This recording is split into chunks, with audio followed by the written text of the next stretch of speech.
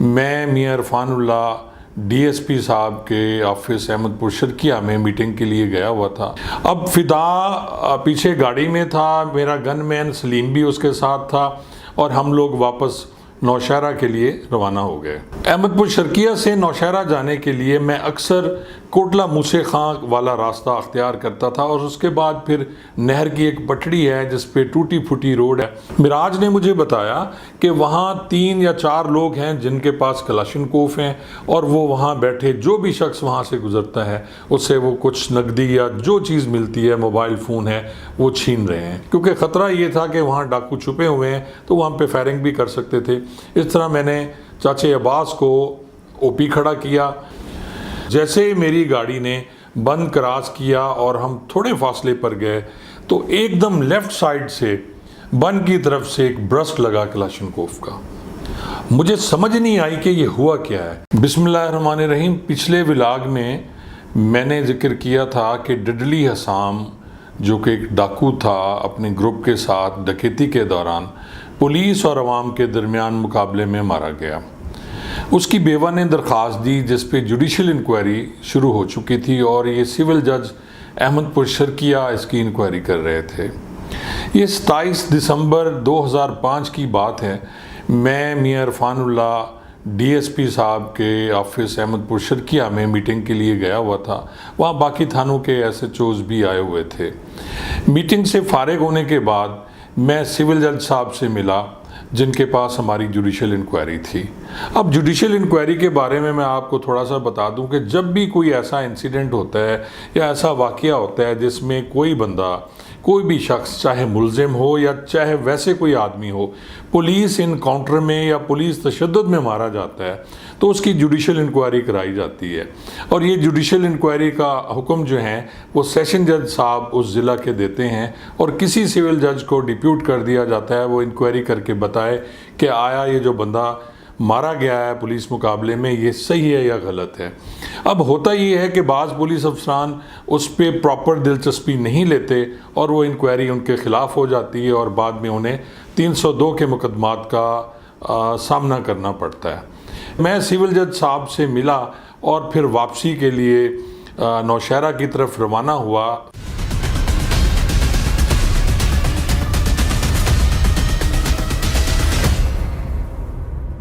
फिदा जो मेरा मुलाजिम था वो भी हमरा था, क्योंकि नौशहरा में कोई ऐसा डिपार्टमेंटल स्टोर नहीं था जहाँ से खाने पीने की अशिया मिल सकें। तो मैंने ये किया कि अहमदपुर शर्किया से बेकरी से कुछ सामान, ब्रेड वगैरह और इस टाइप की जो खाने पीने की अशिया है वो ले लेता ताकि कोई मेहमान भी आ जाए नौशहरा में तो उसे खिलाया पिलाया जा सके। अब फिदा पीछे गाड़ी में था, मेरा गनमैन सलीम भी उसके साथ था और हम लोग वापस नौशहरा के लिए रवाना हो गए। अहमदपुर शर्किया से नौशहरा जाने के लिए मैं अक्सर कोटला मूसे खां वाला रास्ता अख्तियार करता था और उसके बाद फिर नहर की एक पटड़ी है जिस पे टूटी फूटी रोड है, जिसका मैं पहले भी जिक्र कर चुका हूँ कि वो सियासतदानों ने उस पर कोई तवज्जो नहीं दी। उस वक्त भी वही कंडीशन थी और सुना है आज भी वही कंडीशन है, सड़क उसी तरह टूटी हुई है। अभी मैं उस सड़क पर रवाना हुआ ही था कि मुझे कॉल आई मेरे मुहर्रिर थाना की और उसने कहा जी कि मिराज एएसआई जो चौकी इंचार्ज है हथेजी का वो आपको फ़ोन करने की कोशिश कर रहा है मोबाइल पे, तो आप उसका फ़ोन अटेंड नहीं कर रहे या सिग्नल्स नहीं हैं जिसकी वजह से आपको कॉल नहीं मिल रही। ये उस वक्त क्योंकि नया नया मोबाइल फ़ोन था उस इलाके में, हथेजी और नौशहरा के इलाके में सर्विस शुरू हुई थी और कई जगहों पे मोबाइल के सिग्नल्स नहीं आते थे। एक जगह जहां मोबाइल्स के सिग्नल आए मैं रुका और फिर मैंने मिराज एएसआई से बात की। मिराज ने मुझे बताया कि मुहर्रिर चौकी जो है उसको एक अननोन नंबर से फ़ोन आया है, क्योंकि चौकी का जो फ़ोन था लाइन फ़ोन था, लाइन नंबर था वो, उस पर CLI नहीं थी जिस पे नंबर देखा जा सकता हो। अब उसने ये कहा कि किसी आदमी की कॉल आई है कि बेड़लंगा जो है ये दरियाए सतलुज को क्रॉस करके ये दरियाई बेड़ का इलाका था जो कि थाना नौशहरा जदीद में आता था और उसके बाद फिर जलालपुर पीर वाला शुरू हो जाता है। मिराज ने मुझे बताया कि वहाँ 3 या 4 लोग हैं जिनके पास कलाशिनकोफ हैं और वो वहाँ बैठे जो भी शख्स वहाँ से गुजरता है उससे वो कुछ नकदी या जो चीज़ मिलती है, मोबाइल फ़ोन है, वो छीन रहे हैं। अब मिराज ने मुझसे इजाज़त चाही कि वो बेट लंगा जाना चाह रहा है। मैंने मिराज को रोका, मैंने कहा यार मैंने भी वो इलाका नहीं देखा कच्चे का, तो मैं भी इसी बहाने वो इलाका भी देख लेता हूँ, चल के देखते हैं कि कोई वहाँ क्या कर रहा है। अब मैंने ड्राइवर को कहा कि वो गाड़ी मोड़े और कोटला मूसे खां से फिर हम नौशहरा थाने की तरफ नहीं गए बल्कि हम हथेजी चौकी की तरफ रवाना हो गए। मिराज ने मुझे ये भी कहा था कि वो डाढ़ा वाले पतन पे जाके खड़ा होगा जहाँ से पानी का बहाव कम है दरिया सतलुज का, और वहाँ से जो कश्ती है उसके ज़रिए दरिया पार किया जाता है क्योंकि और कोई रास्ता नहीं था। उसने कहा जी कि मैं वहाँ आपका इंतज़ार करता हूँ डाढ़ा वाले पतन पे, तो आप उधर ही आ जाएं। तकरीबन 30-35 मिनट बाद मैं चौकी हथेजी क्रॉस करता हुआ डाढ़ा वाला पतन पे पहुंच गया। वहाँ मिराज मेरा इंतज़ार कर रहा था। उसके पास सिर्फ 3 कांस्टेबलान थे जिनमें 2 के पास G3 थी और मिराज के पास कलाशिनकोफ थी। मैं हर वक्त अपनी कलाशन अपने साथ रखता था और उसके साथ 5 मैगजीनें कम अज़ कम मेरे बंडोरियल में। बंडोरियल का मतलब है वो एक थैला सा होता है जो कोई भी अफसर या जवान पहनता है जिसमें काफ़ी मैगजीन्स आ जाती हैं, क्योंकि कलाशिनकोफ के साथ तो 1 मैगजीन लगती है लेकिन वो जो एक्स्ट्रा मैगजीन्स हैं उसके साथ वो आपको फ़ायदा देती हैं कि अगर वो राउंड ख़त्म होते हैं, गोलियां ख़त्म होती हैं तो फिर आप उन मैगजीन्स को यूज़ कर सकते हो। अब हुआ कुछ यूँ कि जी मिराज ने वहाँ से 2 लोगों से मोटरसाइकिलें ले ली। गाड़ी उसने अपनी जो सरकारी थी चौकी की वो वहाँ खड़ी कर दी। अलबत्ता जो मेरी सरकारी गाड़ी थी वो जो डाला होता है उसको उसने कश्ती पे रखा, अपने मोटरसाइकिल भी उसमें रखे और इस तरह हम कश्ती में सवार हुए और पतन डाढ़ा वाला से दरिया सतलुज हमने क्रॉस किया और दूसरी जानिब पहुँच गए। अब तरतीब कुछ इस तरह बनाई गई कि मैं अपनी सरकारी गाड़ी में बैठा, मेरे साथ चाचा अब्बास था जो बड़ा दिलेर कांस्टेबल था, उसको मैंने ओपी खड़ा किया। आपने देखा होगा कि हर सरकारी गाड़ी में ऊपर एक छत खुली होती है। उस छत का मतलब ये होता है कि जब भी कहीं आप ऐसी जगह पे जाएं जहां दुश्मन के हमले का ख़तरा होता है तो वहाँ एक ओपी खड़ा किया जाता है और वो शख्स वहाँ से ऊपर खड़ा होके, क्योंकि उसकी नज़र दूर तक जाती है, वो खड़ा होके वहाँ से देखता रहता है कि कोई उसकी तरफ आ तो नहीं रहा या किसी की मूवमेंट तो नहीं है, क्योंकि ख़तरा ये था कि वहाँ डाकू छुपे हुए हैं तो वहाँ पे फायरिंग भी कर सकते थे। इस तरह मैंने चाचे अब्बास को ओपी खड़ा किया और सलीम जो था वो मेरे साथ गाड़ी में पिछली जानिब था और मेरा मुलाजिम फ़िदा भी मेरी जो सरकारी गाड़ी थी उसमें बैठा हुआ था। मिराज मोटरसाइकिल पे बैठ गया, उसके साथी जो 3 कांस्टेबलान थे वो भी मोटरसाइकिल पे बैठ गए और इस तरह मेरी गाड़ी चलना शुरू हुई बेट लगा की तरफ और मिराज हमसे आगे मोटरसाइकिल पे जा रहा था। ये शाम तकरीबन 4 बजे 4 साढ़े 4 बजे का वक्त होगा जब हमने दरिया क्रॉस किया और दूसरी जानिब चले गए। थोड़ी देर बाद हम मुबारक लंगा के डेरे पर पहुंच गए। मुबारक लंगा के डेरे पे कोई भी मौजूद नहीं था। कपास उन दिनों ख़त्म हो चुकी थी और दोबारा गंदम की काश्त के लिए ज़मीन हमवार कर दी गई थी। हर तरफ चटियल मैदान था।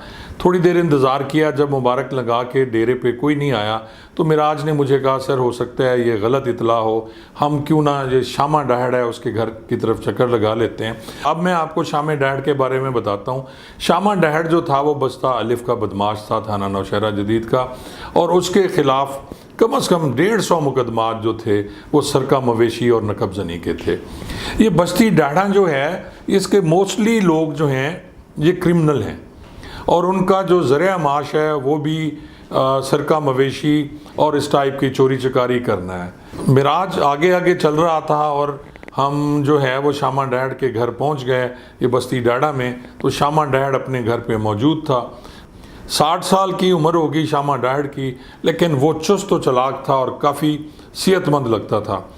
मिराज ने शामा डाड़ को गाड़ी में बिठा लिया कि उससे पूछ कुछ करेंगे वैसे, क्योंकि वो बस्ता अलिफ का बदमाश था तो उससे काफ़ी इन्फॉर्मेशन मिल सकती थी। अब शामा डाड़ को भी मेरी गाड़ी में पीछे बिठा दिया गया और सलीम जो मेरा था गनमैन, अब वो मिराज के साथ चला गया। अब वो 2 मोटरसाइकिलों पे 3 लोग बैठ गए थे और मिराज हमारी गाड़ी के आगे आगे था। अब उसी तरह ओपी जो है दोबारा उसको खड़ा किया हुआ था अब्बास को, और फ़िदा जो मेरा मुलाजिम था वो गाड़ी के पीछे बैठा हुआ था।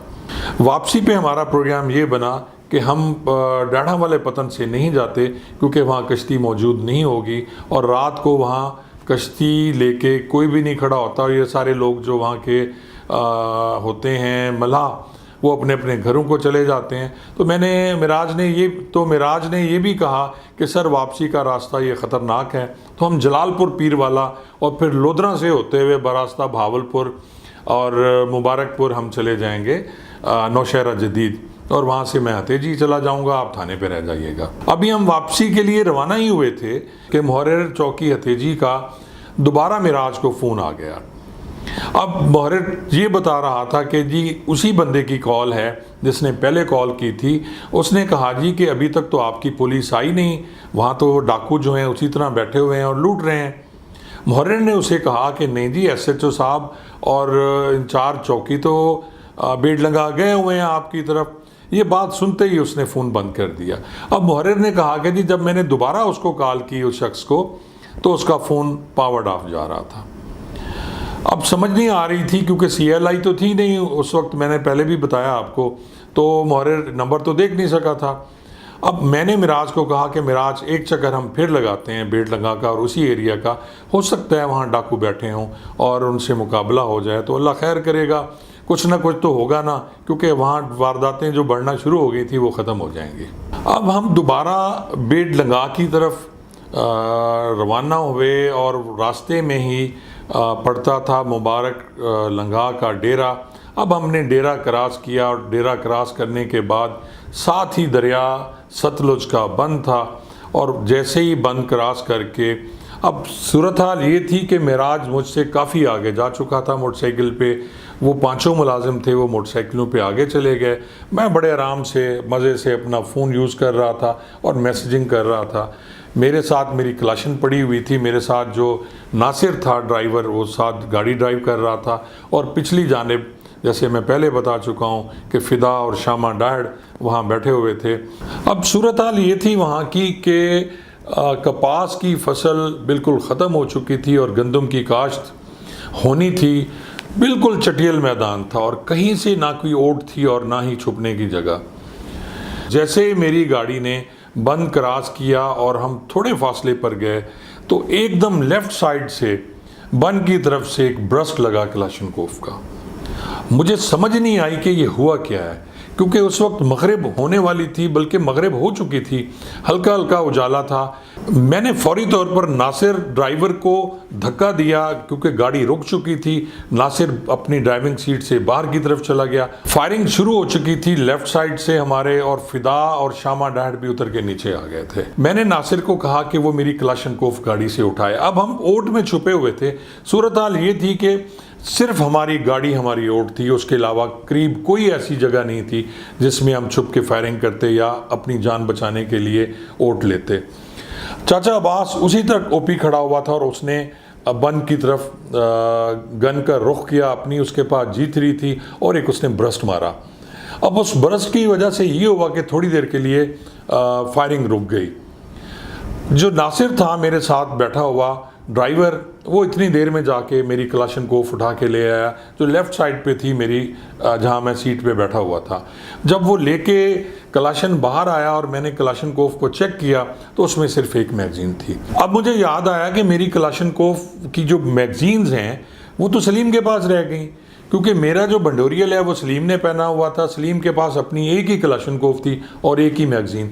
या मैं आपको ये भी बताऊं कि हमारे जो ये गनमैन हजरात हैं जो हमारे साथ होते हैं अक्सर पुलिस मुलाजमीन के साथ, ये ज़्यादा मैगज़ीनें रखना बड़ी हद तक समझते हैं, हमेशा इसी बात का ये नुकसान भी उठाते हैं। फिर मुझे ख्याल आया कि हो सकता है कि सलीम ये मैगज़ीन जो बंडोरियल है ये गाड़ी के पिछली साइड पर रख के गया हो।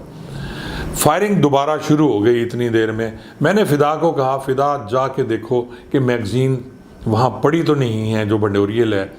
फ़िदा गया, अब गोलियाँ चलनी शुरू हो गई दूसरी जानिब से, और जो सारी गोलियाँ वो गाड़ी में लग रही थी, और मेरा मुलाजिम फ़िदा गोली की बौछार में गया और उसने वहाँ जाके अंदर देखा और अंदर से आवाज़ दी कि खान साहब यहाँ तो कोई बंडोरियल नहीं है और ना ही मैगज़ीन है। उस दिन मुझे ख्याल आया कि अपना मुलाजिम जो होता है और वफ़ादार मुलाजिम वो किस तरह एक्ट करता है। अगर कोई दूसरा होता तो शायद वो अपनी जान बचा के भाग जाता। अब मेरे पास और कोई चारा नहीं था कि एक ही मैगज़ीन के साथ लड़ा जाए। जब मैंने चाचे अब्बास से पूछा कि उसके पास कितनी गोलियां और कितनी मैगज़ीन्स हैं, तो उसने कहा मेरे पास भी एक मैगज़ीन है। अब सूरत हाल ये थी कि मेरे पास एक मैगज़ीन और 28 गोलियां थीं, और चाचे अब्बास के पास टोटल 20 गोलियां थीं, जो G3 की मैगज़ीन क्योंकि छोटी होती है उसी में लगी हुई थी। मैंने चाचे अब्बास को कहा कि अब्बास अब एक एक सिंगल राउंड फायर करना है, और मैंने भी ब्रस्ट मारने की कोशिश नहीं की और अपनी जो कलाशनकोफ है उसको सिंगल पे किया, और हमने जो दुश्मन थे हमारी तरफ बंद की तरफ से फायर कर रहे थे उन पर सिंगल फायर करना शुरू कर दिया। थोड़ी देर बाद अब्बास जो है जो ऊपर खड़ा हुआ था, जब गोलियों की शिद्दत ज़्यादा हुई तो वो भी उतरकर अगले बोनेट की जानिब आ गया। अब ये सूरत हाल थी कि अब्बास जो है अगली बोनेट पे खड़ा होकर फायरिंग कर रहा था, और मैं गाड़ी के पिछले टायर के पास बैठकर, नासिर मेरे साथ था और हम लोग सिंगल फायर कर रहे थे, और मेरे पीछे फ़िदा बैठा हुआ था। जो ही मैंने कलाशनकोफ का सिंगल फायर किया तो मुझे पता चला कि फायर नहीं हो रहा। अब मैंने चेक किया तो पता चला कि जो मैगज़ीन है उसका स्प्रिंग ख़राब है। होता ये है कि थानों में अक्सर या हमारे जो गनमैन हैं वो कलाशनकोफ की सफाई नहीं करते, और इसी तरह मैगज़ीन्स को चेक नहीं किया जाता। काफ़ी अर्सा तक मैगज़ीन्स में गोलियां भरी रहती हैं और उसका स्प्रिंग ख़राब हो जाता है। और फिर मैंने अपनी मैगज़ीन नासिर ड्राइवर को दे दी और उसे कहा कि यार तू मुझे एक एक गोली निकाल के दे और मैं कलाशनकोफ में डाल के बुलेट मार के उसके बाद फायर करूँगा। सूरत हाल बड़ी संगीन थी। पहली दफ़ा मुझे एहसास हुआ कि मौत का खौफ क्या होता है, और एक ठंडी सी लहर जो है वो मेरी रीढ़ की हड्डी में सरायत कर गई। फायरिंग जारी थी और एक शख्स वहाँ से बार बार गालियाँ भी निकालता था और तेज़ी से हमारी तरफ आता था। गाड़ी की लाइट्स जल रही थी और वो नज़र आता था शख्स जो बन की तरफ से हमारी तरफ आता है, और जैसे ही भी आता चाचा अब्बास एक सिंगल फायर करता और शख्स को निशाना बांध के G3 के साथ, और फिर वो वापस चला जाता। मेराज अपने मुलाजमीन के साथ काफ़ी आगे जा चुका था। अब कोई मदद की उम्मीद नहीं थी। मैंने कोशिश की कि वायरलेस पे कोई इतला दी जा सके, लेकिन बहुत मुश्किल था इस दरियाई इलाके में कि मदद फौरी तौर पर पहुँचे, और मौत हमें अब साफ नज़र आ रही थी।